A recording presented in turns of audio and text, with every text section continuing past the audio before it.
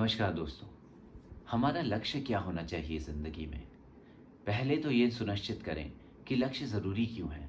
हमारे corporate world में जैसे बोलते हैं कि गोल सेटिंग, अगर हमें पता ही नहीं कि लक्ष्य क्या है तो हम कहाँ जा रहे हैं। यूँ मानो कि एक नाव निकल तो गई है बट उसे पता ही नहीं कहाँ जाना है, तो समुद्र जहाँ मन चाहे वहाँ ले जाए।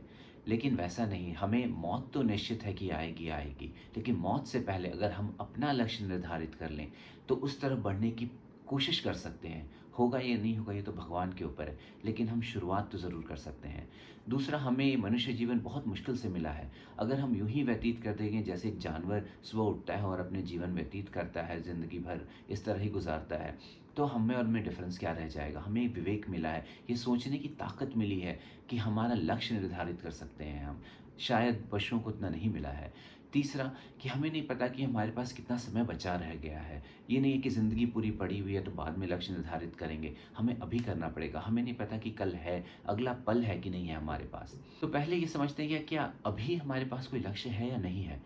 अगर या तो कोई लक्ष्य ही नहीं है, बस यूँ ही ज़िंदगी गुज़र रही है, तो वो तो सबसे बेहोशी वाली हालत है। लेकिन उससे एक पहले आगे आते हैं, क्या हमारा कुछ लक्ष्य है अभी ज़िंदगी में? और अगर हम टटोलेंगे तो जनरली यही पाएँगे कि इस बॉडी रिलेटेड ही लक्ष्य हो जाती है, या मन बुद्धि है, भोगने रिलेटेड, कि क्या भोग लूँ? पैसे कमा के भोग लूँ, पढ़ के भोग लूँ, रिश्तों में भोग लूँ, कैसे भी बस भोगने की। और कहाँ भोगना? इस शरीर में भोगने की है कि मैं करता हूँ और मुझे भोगना है। बस इसी में सीमित रह जाती है। लेकिन अगर आप ध्यान से देखें कि जो चीज़ को हम भोगना चाह रहे हैं, वो स्थूल जो भी चीज़ है, लेकिन अगर आप ध्यान से देखें कि ये संसार तो टेम्पररी है, हर समय बदलता रहता है। जो हमें एक छोटा बच्चा थे तब चाहिए था, वो आज वो नहीं चाहिए। वो बिल्कुल हँसी आती कि क्या गुड्डे-गुड़ियाँ चाहिए थे, हमें ट्रेन चाहिए थे, हमें खिलौने चाहिए थे, हमें ये करना था, वो करना था, बिल्कुल भी नहीं चाहिए। बट उस समय तो सबसे इम्पोर्टेंट यही था। हम रो-रो के पूरी रात गुज़ार देते थे क्योंकि वो एक ट्रेन नहीं मिली, वो एक चीज़ नहीं मिली हमें, क्योंकि सबसे इम्पोर्टेंट वही था। तो आज जो इम्पोर्टेंट है वो 20 साल बाद शायद फिर वैसे ही हँसेंगे हम कि ये क्या इम्पोर्टेंट लेके बैठा था मैं। क्योंकि मुझे पता है कि मेरा मन बदल गया, मेरी चिंताएँ बदल गई, मेरी आशाएँ बदल गई, मैं पूरा बदल गया हूँ इंसान। और संसार भी हर सेकंड बदल रहा है, इतनी तेज़ी से बदलते का नाम ही संसार है। तो फिर इस टेम्पररी, तो जो खुद इतना टेम्पररी है, वो मुझे क्यों चाहिए? मैं टेम्पररी नहीं हूँ। मैं जब छोटा बच्चा था, तो भी एक मैं की फीलिंग थी कि मैं हूँ, और अभी जो हूँ, अभी भी मुझे पता है कि मैं हूँ, तो मैं तो परमानेंट हूँ।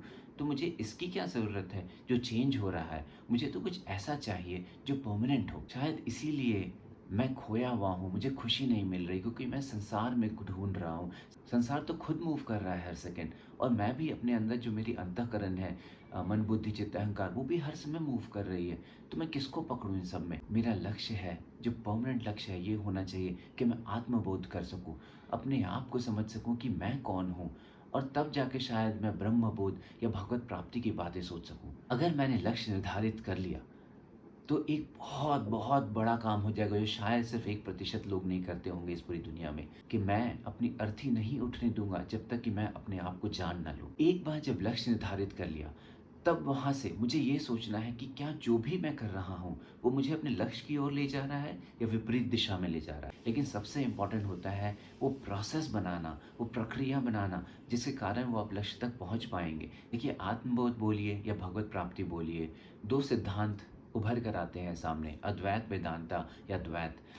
आप इन दोनों का लेकिन देखेंगे तो लास्ट में मैं का विस्मरण हो जाना, मैं को भूल जाना, इन दोनों में कॉमन आ जाता है। अद्वैत वेदांता उसको बोलते हैं अद्वैत, यानी दूसरा नहीं है, सिर्फ एक ही है सब कुछ, अहम ब्रह्मास्मि, मैं भी वही हूँ जो बाहर है, जो सब कुछ है। और द्वैत हो गया कि मैं और भगवान का एक संबंध बना रहता है। ये इसीलिए ताकि एक मीठा मीठा स्वादन प्रेम का हो सके। देखिए, सबसे इम्पोर्टेंट है चिंतन। जितना भी आप देखेंगे, सारे गुरुओं ने सिर्फ एक ही चीज़ पर, हमारे शास्त्रों, हमारे उपनिषदों ने कहा है कि मन ही कारण है बंधन या मोक्ष का। मन क्या करता है? मन चिंतन करता है।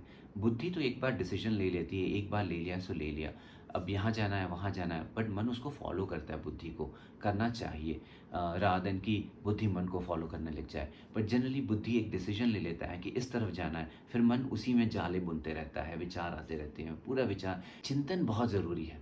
आप जिसकी चिंतन करते हैं, आप जिसके बारे में सोचते रहते हैं, उससे आपकी आसक्ति, उससे आपका अटैचमेंट बढ़ जाता है और फिर चिंतन करते, करते, करते आपको उसमें लगाव हो जाता है, प्रेम हो जाता है। अद्वैत में संबंध स्थापित करना बहुत इम्पोर्टेंट होता है ताकि वो एक मधुर आदान-प्रदान हो सके, जैसे माँ-बेटी का हो गया, दास का, साक्य का। आपको जिस भी नवधा भक्ति होती है, जिसमें भी आपको भाव बैठे और नहीं भी बैठे तो भी कोई भी संबंध पकड़ लीजिए आप। माता-पिता तुम मेरे, शरण कहूँ मैं किसको, माँ-बाप मान लीजिए उनको और उस तरफ बढ़िए। जैसे-जैसे संबंध गाढ़ होते जाएगा, वैसे-वैसे प्रेम उभरेगा। जब प्रेम उभरेगा, तो प्रेम में मैं का विस्मरण हो जाएगा। जब मैं का विस्मरण हो जाएगा, सिर्फ़ वो हरि बचेंगे या जो भगवान आप जिनको भी मानते हैं, वो बचेंगे। और अद्वैत भी यही कहता है, अहम ब्रह्मास्मि। दोनों एक ही जगह जाके मिलते हैं, मैं का विस्मरण। जब मैं हट जाता है सामने से, तो समय और स्पेस, टाइम सब हट जाता है, तो कुछ नहीं रहता। ना कुछ जानना है, ना कहीं पहुँचना है, ना कहीं पीड़ा है, ना कुछ है। देखिए सबसे बड़ी है चिदानंद, जो एब्सोल्यूट ब्लिस बोलिए, एब्सोल्यूट ब्लिस या इनफाइनाइट कॉन्शियसनेस ने एक उसका एक कण है आत्मा, उस आत्मा फँस गई है माया में और माया में उसने मैं बना लिया। मैंने फिर स्पेस टाइम बनाया, उस स्पेस टाइम के अंदर हम लोग अपनी ही दुनिया बना लिए हैं। जैसे-जैसे हम नींद देखते हैं, एक सपने में आप बच्चे से बूढ़े हो जाते हैं, तो उस सपने में वो समय किसने बनाया बच्चे से बूढ़े होने का? उसमें तो आप सिर्फ़ 1 घंटे के लिए सोए, लेकिन 1 घंटे में आपने पूरी ज़िंदगी बना ली अपनी और उसके अंदर स्पेस कहाँ से आया? वो किसने बनाया? वो भी आपने बनाया। कैरेक्टर्स कौन थे? वो भी आप ही थे। जो मेन कैरेक्टर था वो कौन था? वो भी आप ही थे। आपने पूरा स्पेस, टाइम, मैं, लोग, सिचुएशन, भाव, चिंतन सब तो आप ही थे और सपने में था क्या? उसी तरह ये ज़िंदगी भी है। तो इसीलिए सबसे इम्पोर्टेंट है वो चिंतन करते, करते, करते, करते एक चिंतन पे आ जाना। वो एक चिंतन या तो आप अद्वैत वेदांता से जाइए और मैं पे टिकिए और मैं फिर मिट जाएगा, दृष्टा में आ जाएँगे आप, दृष्टा भाव, साक्षी भाव में आ जाएँगे। या तो आप भगवत भाव से जाइए और शरणागति हो जाइए, हर समय भगवान का ध्यान करिए। धीरे-धीरे मैं मिट जाएगा, सिर्फ़ भगवान बचेंगे। एंड में मैं को मिटना पड़ेगा, सिर्फ़ भगवान बचने चाहिए, सिर्फ़ एक बचना चाहिए और वहीं पे सब कुछ आप आत्मा में आ जाएँगे और आत्मबोध हो जाएगा और परमात्मा की कृपा से ब्रह्मबोध हो जाएगा।